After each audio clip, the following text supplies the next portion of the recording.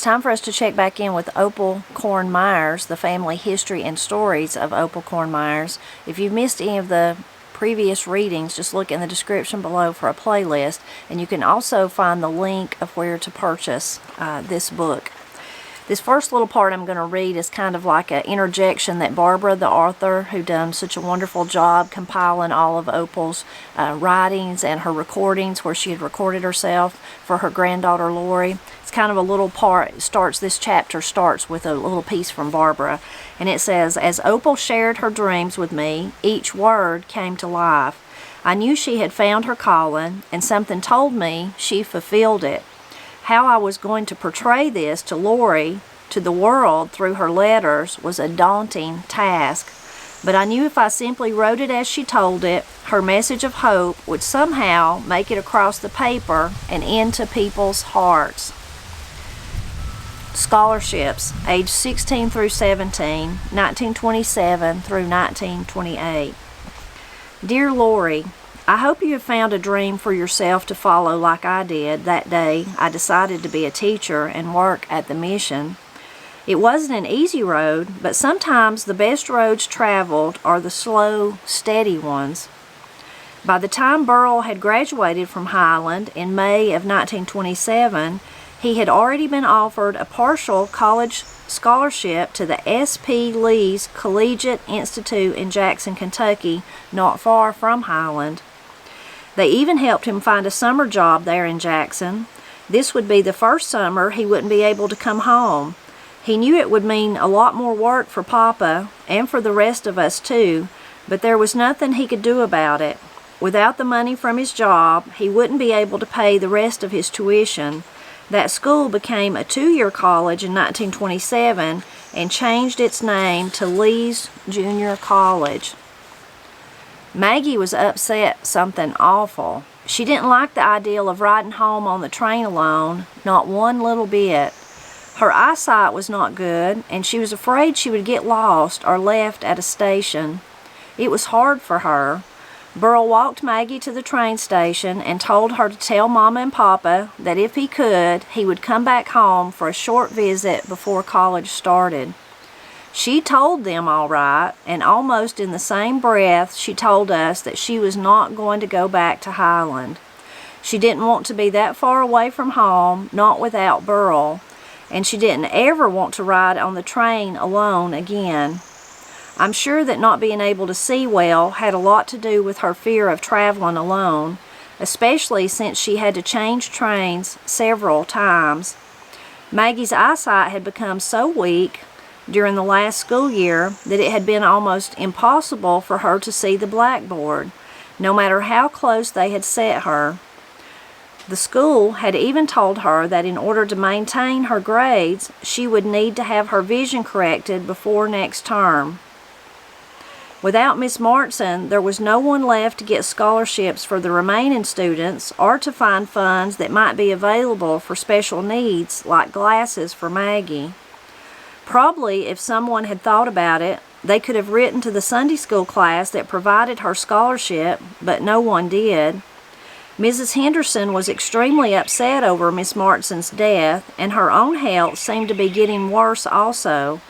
She was not one to handle finances or business matters, so she probably never would have thought about finding someone to help with Maggie's eyes. Maggie knew how much I wanted to go to Highland, but tried to convince me to stay home. "Opal, you just don't know how far that is. I had Burrell with me, but you'd be by yourself, and you've never been on a real train ride. You know you wouldn't go all that way by yourself." But I didn't care how far away it was. I didn't care that I would be alone. I knew it would be difficult, but going to Highland was more than a mere something of interest. I knew that I was to be a mission teacher, and I was determined. Somehow there had to be a way, and I was going to find it. I offered, "I'll go. I just know I'll go." Mama didn't want me to go at all either. And Papa, well, Papa didn't say anything. Even though Maggie was home to do the chores and the other children were old enough to help more, I could not go to Highland without a lot of money or a scholarship. Miss Martson had once told me, "You never know just how the Lord will provide." Even though somewhere deep inside I knew that He would, I still struggled. If only Miss Martson hadn't died, if only the big chief would send someone to take her place, if only I could have gone to Highland earlier. Mrs. Henderson knew how I felt. She had most likely said some of those same things herself. Maggie's scholarship. One day when I was going through my list of whys and if onlys, Mrs. Henderson put her arms around me and held me snugly. Then she put her hands firmly on my shoulders and pushed me to arm's length and stared directly into my eyes. "Opal, it just doesn't do any good to sit around talking about what might have been or to start each sentence with 'if only.' If you don't do something to make it happen, it never will. Why don't you start by writing to Dr. Grant, the son of the founder, and ask him if you can have Maggie's scholarship?" What do I say? Just write and ask him if you can have it. So that's exactly what I did. I got my pencil down and I wrote, "Dear Dr. Grant, can I have Margaret's scholarship? Sincerely, Opal." That was all I wrote. Mrs. Henderson mailed the letter for me, and later, when I thought back on it, I suspicioned that she might have written to him also explaining my situation. I doubt that from my very brief letter he would have any idea who Margaret or Opal was. One day in late June or early July, I got a letter from Dr. Grant saying that they would give me Margaret's scholarship. I was so happy that I was beside myself, you know. At last, after all these years, I was going away to school. That letter from Dr. Grant and the scholarship to me were nothing less than a miracle that proved that Miss Martson was right and that I was going to become a mission teacher. God did want me to be a mission worker, and I had the proof in writing. There was still one big problem, and several of lesser consequence, the biggest being that we didn't have any money, literally not even a penny. Mrs. Henderson had to pay the 2 cents to mail my letter to Dr. Grant. Even when Maggie was away at school, we always had to go to Miss Martson or Mrs. Henderson every week for stamps, and Mama paid them back out of her wash money. I needed $20 for the train ticket. I would need clothes, shoes, school supplies, a suitcase, and possibly even a trunk. Maggie would probably let me use her suitcase. If I could get one more dress, that would give me 2 school dresses, 1 work dress, and a church dress. And shoes, I would have to have shoes. My church shoes were worn out, and the shoes I worked in were men's ankle-high work boots. That would never do for school. There were a lot of needs, but I knew that it was meant for me to go. I was too excited to worry, and besides, I figured that if God wanted me to go, then somehow He was going to see that I got the things I needed. Papa had been up at the fish place, and when he came home, he handed me $20. "I borrowed the money for you. Now you can go on to school and make us all proud." Mrs. Fish, Minnie's mama, was one of the few around here who had any money. She received a pension check from the Army because her son had been killed in the service when Minnie was about 7 years old. The only person other than Mrs. Fish that we knew of with any money was the old man who lived across the hill. He had evidently been in some war and now received a pension. Leaving for school. During the summer, Papa had let Maggie and Beatrice go into town with John and Ben to see the fair. During the last 2 summers, John, Ben, Maggie, Beatrice, and I had spent a lot of time together and had all become best friends. We did everything together, and I was so jealous that they got to go to the fair when I had to stay home and work. You see, Maggie kind of liked John, and so to get even, just for the fun of it, I had John take me for long walks. John was real nice, and I liked talking with him. It made me even madder, though, that it really hadn't bothered Maggie at all, so I soon figured I might as well just get over it. Well, the rest of the summer went by fast and slow, both at the same time. When it was time for me to leave, I had everything I needed. It had all worked out. I had done my part. I had worked hard, and I had never given up on my dreams. And God did His part. He had most certainly worked a miracle, and everything worked out perfectly. The day before I was to leave for school, Papa hitched the mules up to the wagon and took my trunk and other things to the depot in Del Rio. If we had waited and I had taken my things with me to catch the train, we would have had to leave before daylight and take the wagon over those winding, narrow roads full of ruts and holes in the pitch dark. Why, those mules, just as easy as not, would most likely have trotted right off the side of the mountain. It was easier and much safer to take my things the day before and then walk to the train the next day. That evening, all my friends and family came over to our house. Friends and relatives would always make a big issue of anyone in the community leaving or coming home. Most everybody brought something to eat. I guess now we would call that a potluck, but back then, that was just what we did whenever we went to visit someone and have a meal with them. John, Ben, and some others all spent the night at our place so they could walk with Papa and me into Del Rio early the next morning. Even though we stayed awake for a long time talking, we were all up at 3 o'clock in order to get ready and eat a big breakfast before leaving to walk through the woods, down to the river, and then on to the depot in Del Rio. I was glad that Papa was going to ride the train into Newport with me. He had planned it so we could have the whole morning together in town. For sure I would miss my family and all my friends, and I knew that I would be homesick. John and Ben would soon be going away to work and leaving the community too, and I wondered if anything would ever be the same again. As Papa and I were getting on the train just for fun and to get at Maggie, I said, "You'll write to me when you go, won't you, John?" He blurted back, "No, I won't. You know I don't write letters." Ben said, "I will. I'll write you for sure, Opal." On the way to Newport, I studied what the train agent had called my travel agenda, which I had carefully written down in the tablet I brought along. I wanted to keep notes of my experiences away from home. Maybe someday I would use those notes to write another book. I had thought a lot about Miss Martson lately. I wish she had been there to see me off to school. She would have been so happy for me. I looked over my schedule, trying to memorize it all just the way I'd written it down. I was so excited and very nervous about leaving. 4 p.m., Newport to Knoxville, arrival 6 p.m., wait 3 hours. 9 p.m., leave Knoxville, arrive at next stop at 1 a.m., short wait. Board train to Lexington, Kentucky, arrival 7 a.m.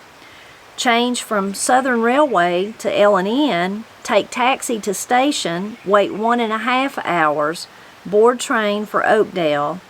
Arrive Oakdale about 12 noon, meet Burrell at station, and walk to the school. When we got off the train in Newport, there was a man selling ice-cold lemonade out of a big tub with a large block of ice floating in it. This had become a favorite thing for people to do when they went into town, and there was a long line of people waiting to buy some. Back then, people didn't have ice to put into drinks. Some people who lived in town had those old-fashioned ice boxes. The iceman would deliver a big chunk of ice to their house and put it in their ice boxes to keep their food cold. Papa and I walked all over Newport. I felt so special in my new dress walking alongside my Papa. I had the front part of my hair pulled back from my face and tied with a ribbon. The rest of my hair I'd curled and it hung loosely down my back. The dress really wasn't new. Mrs. Henderson had found 3 dresses in the donations that would work perfectly for school. She had found me some shoes, too, and ribbons for my hair. I was never the fancy ribbon type, but I wore one that day for Mrs. Henderson. I put my arm around Papa's, and he pulled me real close. I knew he would miss me, but I could tell that he was so proud of me. I wouldn't disappoint him for the world. I was determined that no matter how scared I was or how homesick I got, I was not quitting. I would make them all proud. We got back to the train depot around noon and ate the lunch Mama packed for us. After we ate, Papa had to leave to start walking back home. He had to walk all that way back because he had spent the last bit of his money buying me a big bag of apples to take and eat on the train and the glass of lemonade that we shared with our lunch.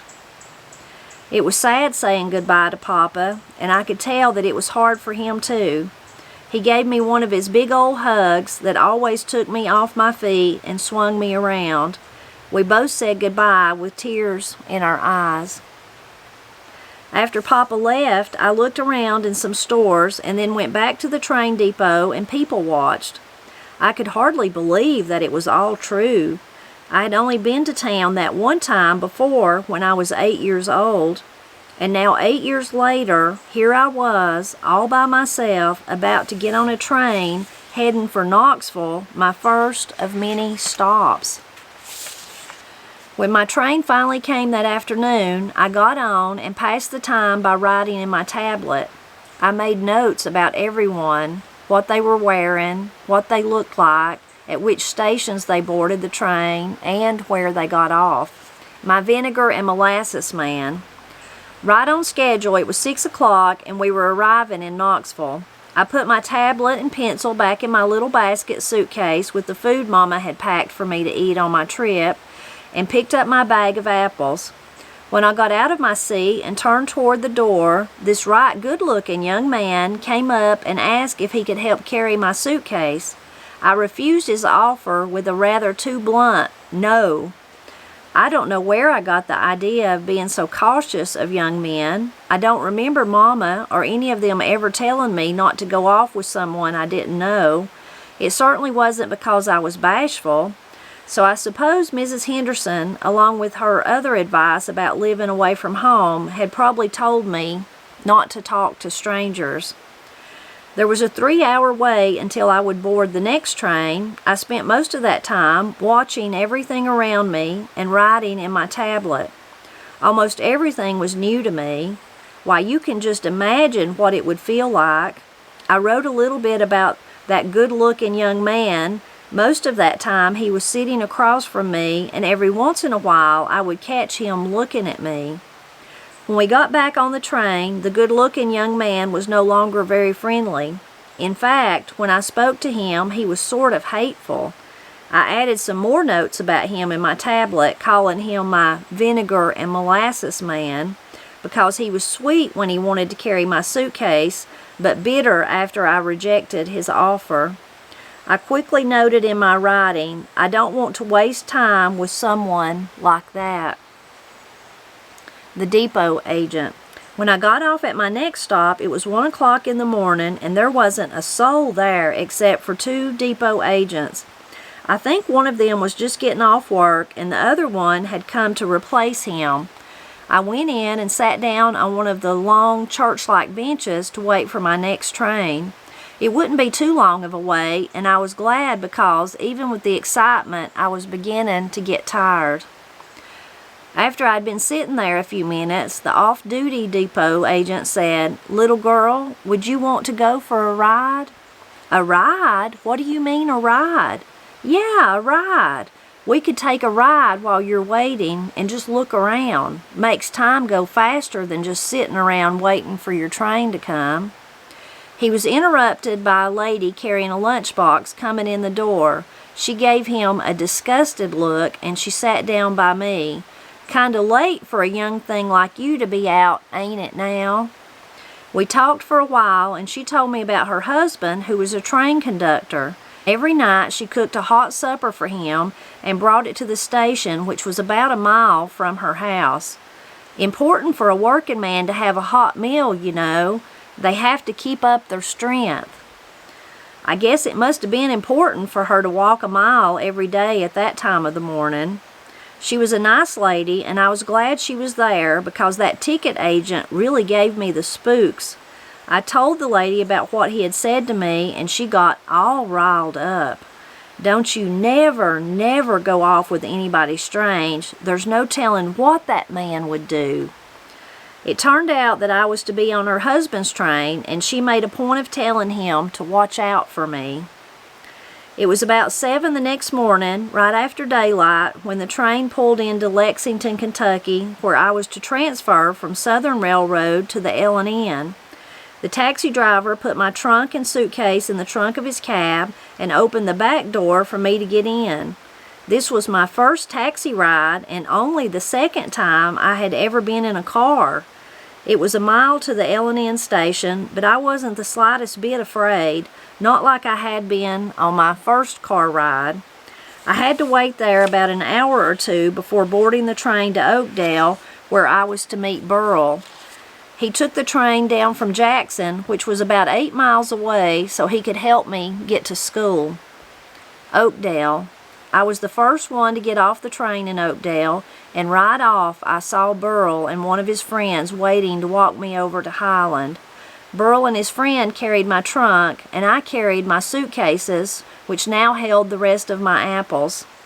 They only had a few hours before they had to catch the train back to Jackson, so we had to walk fast. Walking fast up and down mountains and carrying heavy loads was nothing to me or Burl either, not with all the hard work we did at home. The trees and land didn't look that much different than at home, and it seemed strange that I could really be so far away from Mama and Papa. It seemed like I had waited all my life for this moment, and here I was. Why, I was so excited I couldn't have walked slow, even up a mountain so steep that my nose touched the ground. As I took my first steps onto the campus, it was exactly like walking into my own dream. I was so excited. I just couldn't believe I was really there. As we walked forward towards the main building, I turned around and around several times, just looking, taking it all in. It was all like I thought it would be, and much, much more, just like the pictures I'd seen, and just like Maggie had described to me. Somehow, I had always known exactly what it would look like. I can remember wondering if I was dreaming. Maybe I'd fallen asleep on the train, and I would wake up and find out I had missed my next stop. Or worse yet, maybe I would wake up at home in my bed or at the chapel house. Even pinching myself didn't help. It still seemed too much like a dream, too wonderful to ever be real. I know that Burl and his friend thought I was acting like a silly girl, but I didn't care, not even one little bit. I was living out my dream. Oh, don't you just love it that Opal finally got to where she wanted to be. She wanted to go to school, and there she is, and she's just so happy. Isn't that just so heartwarming to hear her describe how happy she is? Maybe you've had a dream like that before, where everything just come true and you were just so happy, and you did wonder, am I dreaming? Is this real? Should I pinch myself and see if I'm awake? Really heartwarming, that part for sure. The first part of what we read today, really sad about Maggie's eyesight. Now, I have been so blessed in my life. I wear contacts now, but I had eyesight that I didn't need to wear glasses or anything like that until I was in my 40s, mid-40s. I started wearing readers then. It was later when I actually got the contacts. But so I was very blessed. I have one of my friends, my little group of friends, sometimes we're talking about it, me and one other that's my age. We got contacts about the same time or whatever, and we were talking about them and all that, and talking about how aggravating the readers were, and you have to take them off and take them on and put them back on and all that. But one of our other friends said, y'all should just be thankful. I've had to wear glasses since I was in 2nd grade. And when you're little, trying to keep up with them, and they one time they got broke, and her parents were going on vacation or gone somewhere, and there's a big age difference. Her older brothers were in charge, left with her, and they put tape on it, and she had to wear it to school anyway. So just a funny little story for her to tell us. But I am very thankful for my good eyesight. But poor Maggie, maybe hers wasn't that horrible, but it was just to where she couldn't see, and she needed glasses, but they couldn't afford to get glasses, and probably no one who knows, how far they would have had to travel to go to a doctor to even get them. I really feel for people like that have that kind of eyesight. My sister-in-law Kim, she wears glasses, and she tells me that if I lay my glasses on the bed and then they fall off, I have to feel to find them. Like, I can still see pretty good even without my contacts. I might not be able to read the book there, but I could walk around out here and see where I'm going, or if I dropped my readers, I could just bend over and pick them up. So I'm so thankful for my good eyesight. But that was such a different time to where Maggie couldn't see, to the point she was afraid to get on and off those train stops, but yet there was just really nothing they could do. Now, I'm sure eventually, as things got better and they got older, I bet Maggie got glasses, and I bet she was so happy. When she did. Really heartwarming in that beginning part too is when Maggie does come home, and then Opal, says she's going to go no matter what, her fate. And I love Mrs. Henderson kind of, instructs her, write them and tell him that you want to take your sister's scholarship, kind of nudges her to do that. But then, and so she does, and then after she knows, after that hurdle, when he says, okay, you can have it, that hurdle's over with, then she's just got such faith. Somehow that $20 for her train fare is going to show up. Somehow the dresses and the shoes are going to show up. And it all does. So such heartwarming thing. But I love Opal's faith. I really, really love that. I like the part too. It's a strange kind of part to like, but I love the part where she says that the day before she was supposed to get on the train, her daddy took all her stuff in the wagon, and then he come back home so that it wouldn't take as long. You think about, and then she says the next day how they got up early and they walked. But when they walked, they didn't necessarily walk on those wagon roads. They walked through the woods. They took what we'd say a shortcut. They took a shortcut. Reminds me of, if you've been with me for a long time and you remember the book that we read from Jesse Stewart, when he had to live at home, he had to walk every day, and he worried about getting his pants, his breechy legs. Remember, the town didn't like it because they had faded the edges of his breechy legs. His cuffs had faded a little bit where he'd walked in the morning dew. And but he was taking a shortcut too. He was doing that. So why I like that is I love thinking about that, traveling on those shorter ways. Now, people still do that today. If I'm going to go to Granny's, I don't follow the road and go all the way around and then come up her driveway. I cut through her yard. The same way, if I'm going to go down to the big garden, I don't go all the way and follow the road around. We have a trail, so we go down that trail. In cities, people do that too. It's really fascinating to think about the feet of people, how they make those paths like that, and animals in the woods.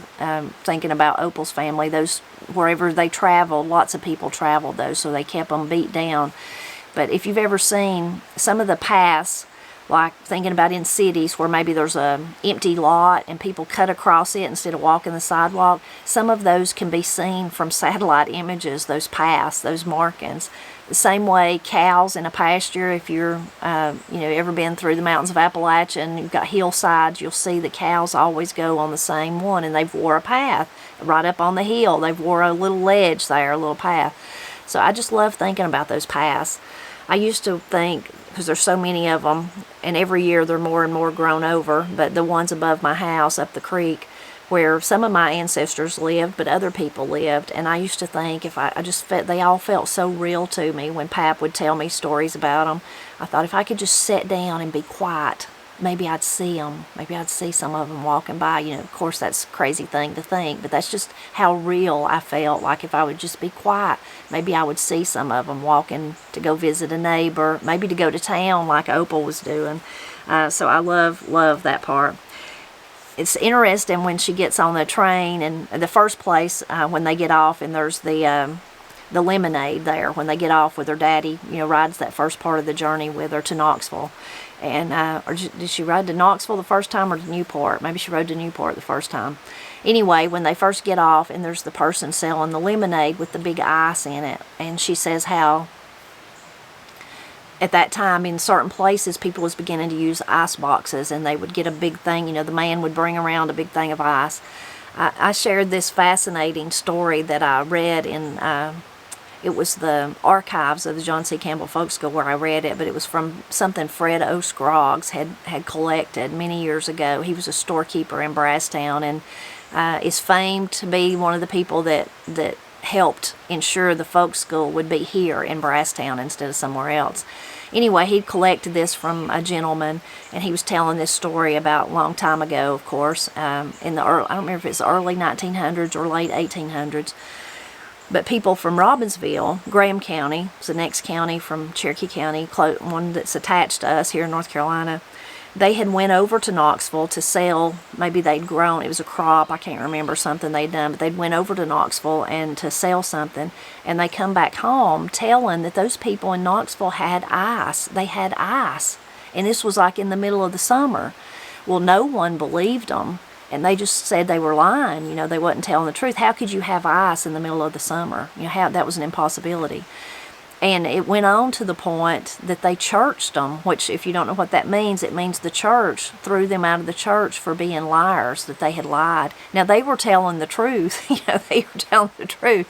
But the people there in Graham County had never seen ice in the middle of the summer like that, like what Opal's talking about. You've probably seen some of those videos how they would harvest it and pack it in sawdust and then bring it from the north to the south, you know, and people would have it. Anyway, I love that story. And later they got reinstated in the church once other people realized. I guess somebody else went to Knoxville and come back telling the same thing, which is just a great story. How kind of Mrs. Henderson to get those. You can just imagine her going through the boxes of donations and then saying, oh, this will work for Opal, this will work for Opal, you know, just the joy of that, and how kind of her to look out for Opal. Mrs. Henderson and Miss Martson, they both just really, you know, they had to adore Opal. She spent so much time with them. You just know that they did. You know, I really love, I guess the other thing I really love about this part is the love of Opal's daddy, Papa. He loved her so much, and I think he loved all his kids like that, but just this part gives you special insight to how proud he was of Opal, and you think about it in so many different ways. You know, the last two readings we've had tell about how she stayed home so those others could go to school, the older ones and the younger ones. Well, so in other words, Opal was a good work hand, a good hand at working. So she was there to do all the work. Well, now she's not going to be there at all. You know, and you have to wonder, can Maggie see good enough to work? I guess she could do some stuff, but she's not going to be able to do what Opal could do. And even previous readings, you know, we found out that Maggie liked to stay inside. Opal liked to work outside. So he's given up one of his best hands there. You know, he's going to, all that work's going to fall on his shoulders that Opal was pulling, all the weight that she was pulling, and his wife's shoulders and the other kids, but still there's that. You know, that's going to be a hardship for their family. It's a hardship that Burl didn't come home. He's going to go to college.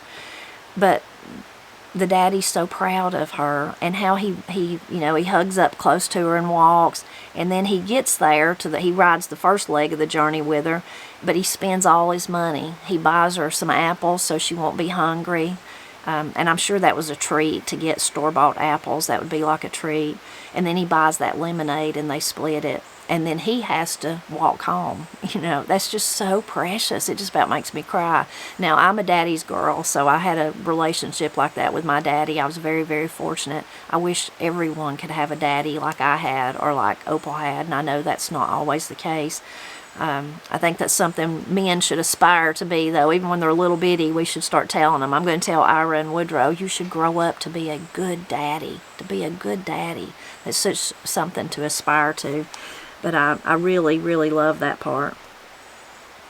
And then just, you know, Opal's determination and her bravery. That would have been scary. You know, she had never been to town but once. Now she's going to bigger towns as she gets to Knoxville and beyond, so she'd never seen nothing like that. She'd only been to town one time, and then she'd only been in a car one time. And she got on that train, she done all that by herself because she was just so determined. But that took bravery and courage. I mean, it took some courage to do that. She was just so determined that that's what the Lord wanted her to do, that she was going to do it. She was going to follow God's will for her life. And That's so inspiring. Everything about Opal's been inspiring, though, hasn't it? I think everything has been. I hope you enjoyed this part today, and I hope you'll leave a comment and tell me what you liked the best, what jumped out at you. And, of course, I hope you'll drop back by next Friday so we can see what happens to Opal next.